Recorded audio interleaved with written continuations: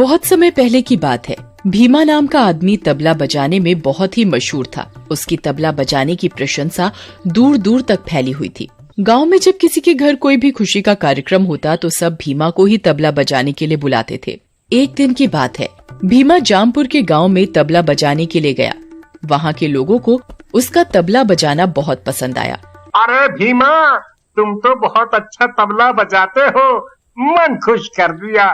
थोड़ा और बजाओ। जी शुक्रिया, अभी बजाता हूँ। वाह भीमा, वाह भाई वाह।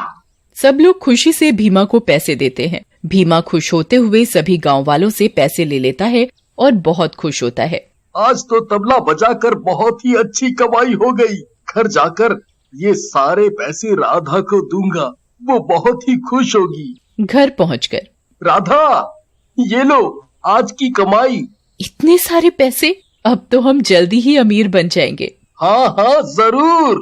सबसे पहले तुम मेरे लिए सोने के कंगन बनवाना।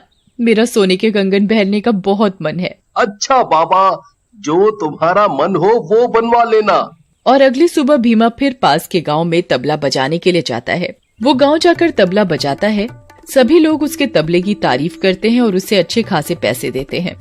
तभी गांव का मुखिया भीमा को बुलाता है। भीमा, कल मेरे घर मेरी इकलौती बेटी नीता की शादी है और तुम्हें उसकी शादी में तबला बजाना है। जी मालिक, जरूर बजाऊंगा। देखो भीमा, कल मेरी बेटी नीता की शादी है और तबला बजाने में कोई भी गलती नहीं होनी चाहिए। मेरी बेटी की शादी में दूर दूर से सभी रिश्तेदार आएंगे, समझे?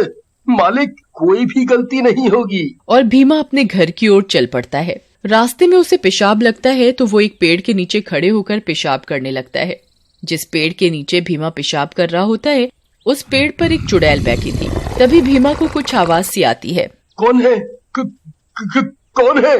भीमा डर जाता है और मन ही मन कहता है, अरे राम, ये किसकी आवाज है? और वो जल्दी जल्दी अपना तबला उठाने लगता है। तभी उसके सामने एक चुड़ैल आ जाती है। भीमा बहुत बुरी तरह डर जाता है और वो अपना तबला उठाकर बहुत तेज भागता है। चुड़ैल भी भीमा के तबले में समा जाती है और भीमा को पता ही नहीं चलता। वो जल्दी जल्दी घर आ जाता है। राधा, कहाँ हो तुम? अरे क्या हुआ? तुम इतने घबराए हुए क्यों हो? क्या हुआ? भीमा राधा को सारी बात बताता है। अब क्या होगा रे? चुड़ैल अगर हमारे घर तक आ गई तो? तुम डरो मत, ऐसा कुछ नहीं होगा। और अगले दिन, राधा, जल्दी खाना दो, मुझे मुखिया की बेटी की शादी में जाना है, कहीं देर ना हो जाए। मुखिया को नाराज करना ठीक नहीं होगा। मुखिया अपनी बेटी की शादी में ढेर सारा इनाम भी देंगे ना? हाँ, देंगे। ये कहकर भीमा मुखिया के घर पहुंच जाता है। मुखिया के घर बहुत से रिश्तेदार आए हुए थे। बहुत ही सुंदर सजावट हो रही थी। सब लोग मुखिया के घर शादी में आए हुए थे। घर में हंसी खुशी का माहौल था। भीमा, तुम तबला बजाना शुरू करो। जी मुखिया जी। तभी अचानक मुखिया के घर से चीखने की आवाज आती है। सभी लोग घर के अंदर भागते हैं तो सबकी आंखें फटी की फटी रह जाती हैं। मुखिया की बेटी अपने दोनों कानों पर हाथ रखे हुए थी और जोर जोर से रो रही थी। भीमा के तबले की आवाज मुखिया की बेटी के कानों में बहुत जोरों की लग रही थी। वो जोर जोर से चिल्ला रही थी, बंद करो, बंद करो। तभी मुझे कुछ सुनाई नहीं दे रहा और उसे एक चुड़ैल दिखाई देती है। चुड़ैल को देखकर मुखिया की बेटी की चीख निकल जाती है। चुड़ैल उसके दोनों कान बहरे कर देती है। हाय मेरी बेटी, तुझे ये क्या हुआ? मेरी बेटी, बेटी। मुखिया अपनी बेटी की ऐसी हालत देखकर बहुत दुखी होता है और मुखिया जोर जोर से रोने लगता है। मुखिया के घर खुशी का माहौल मातम में बदल जाता है। और अगले दिन, भीमा भाई, घर पर हो क्या? अरे सत्तू, कैसे आना हुआ? और तुम कैसे हो? बढ़िया हूँ। कल मेरे बेटे का जन्मदिन है और तुम्हें उसके जन्मदिन में तबला बजाना है। तुम आओगे ना? हाँ हाँ, क्यों नहीं, जरूर बजाऊंगा। तो ठीक है, कल शाम को समय पर पहुँच जाना। ठीक है। अगली शाम भीमा तैयार होकर सत्तू के घर जाने की तैयारी करता है और वो अपना तबला उठाने लगता है। उसे तबले में से कुछ डरावनी आवाजें आने लगती हैं। भीमा आवाज सुनकर डर जाता है। तभी तबले में से चुड़ैल निकलती है और तबला अपने आप बजने लगता है। भीमा बहुत बुरी तरह डर जाता है। तभी चुड़ैल गायब हो जाती है। भीमा की समझ में कुछ नहीं आ रहा था कि ये उसके साथ क्या हो रहा है और वो सत्तू के घर तबला बजाने जाता है। भीमा, तुम आ गए। सत्तू के घर बहुत ही खुशी का माहौल था।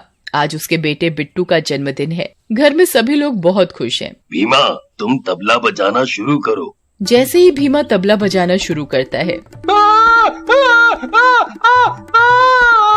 चुड़ैल, चुड़ैल, चुड़ैल। बिट्टू जोर जोर से चिल्लाने लगता है। चुड़ैल बिट्टू के दोनों कानों में जोर जोर से तबले की आवाज तेज कर देती है कि उसके दोनों कानों से सुनाई देना बंद हो जाता है। बिट्टू बहरा हो जाता है। भीमा के तबले में चुड़ैल बैठी थी जो सिर्फ बिट्टू को ही दिख रही थी। कहाँ है चुड़ैल? बिट्टू बेटा, बिट्टू बेटा, कोई चुड़ैल नहीं है, कोई चुड़ैल नहीं है बेटा। पिताजी, मुझे कुछ सुनाई नहीं दे रहा, मैं बहरा हो गया।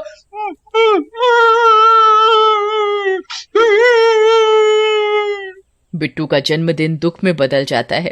हाय मेरा बिट्टू, तुझे क्या हो गया? अभी तो सब कितना ठीक था। बेचारे बिट्टू के साथ बहुत बुरा हुआ।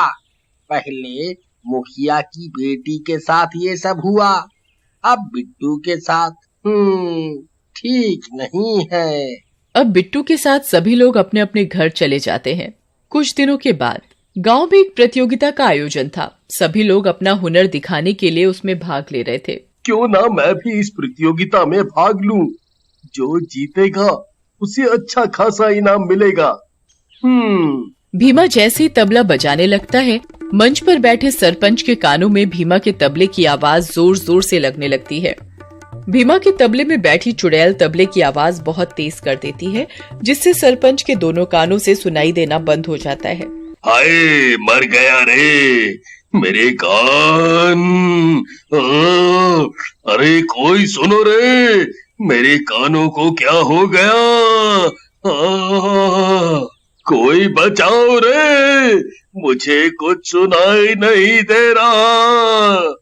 सरपंच जी, आप ठीक तो है ना? अरे समझ में नहीं आ रहा, आखिर इस गांव में हो क्या रहा है? जब किसी के यहाँ कोई भी उत्सव होता है तो उसके घर कोई ना कोई बहरा हो जाता है।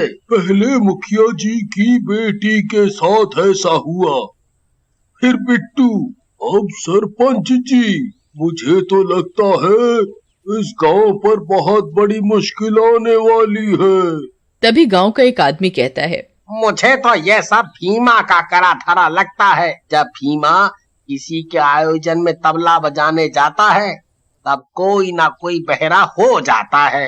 हाँ, हो, तुम सही बोल रहे हो।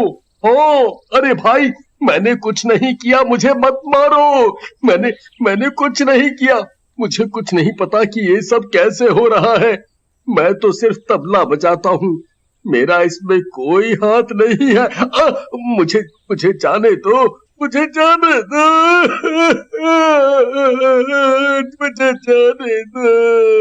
भीमा जोर जोर से रोने लगता है और भीमा के हाथ से गांव के लोग तबला छीनने लगते हैं। तभी उसमें से एक चुड़ैल निकलती है। चुड़ैल, चुड़ैल, भागो रे भागो, अरे चुड़ैल है। गांव के सभी लोग चुड़ैल को देखकर बहुत बुरी तरह डर जाते हैं। चुड़ैल भीमा का तबला बड़ी जोर जोर से बजाने लगती है। अरे मेरे कान, ये चुड़ैल तो मुझे ही मार डालेगी। कोई रोको इस चुड़ैल को, मर गया रे। ये तो मुझे बहरा करके ही छोड़ेगी। चुड़ैल और जोर से बजाने लगती है। अरे ये चुड़ैल तो हम सबको बहरा कर देगी, कुछ करो। तभी एक आदमी हिम्मत जुटाकर चुड़ैल से तबला छीनने की कोशिश करता है, तो चुड़ैल उसका गला पकड़कर दूर फेंक देती है। तभी एक आदमी एक तांत्रिक को बुलाकर लाता है और उसे तबले की चुड़ैल के बारे में सारी बात बताता है। तांत्रिक कुछ देर आंख बंद कर चुपचाप खड़ा हो जाता है। वो अपने हाथ में कुछ भस्म लेकर मंत्र पढ़ता है और वो भस्म लेकर तबले के ऊपर फेंकता है तो तबला जलकर भस्म हो जाता है, तो चुड़ैल भी जलकर मर जाती है। चुड़ैल के मरते ही वो सभी लोग ठीक हो गए जिनको सुनाई देना बंद हो गया था। उन्हें पहले की तरह ही सुनाई देने लगा था।